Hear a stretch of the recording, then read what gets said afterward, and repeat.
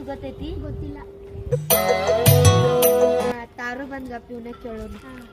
ತಾರು ಬಾಯ್ ಏನ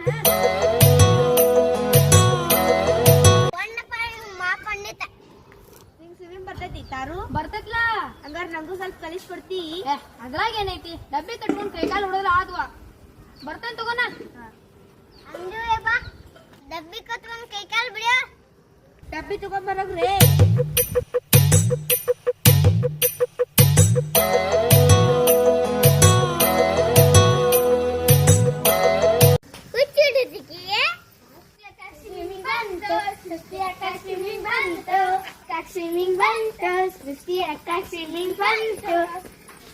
ಏನ್ ಮಾಡಕತ್ತಿ?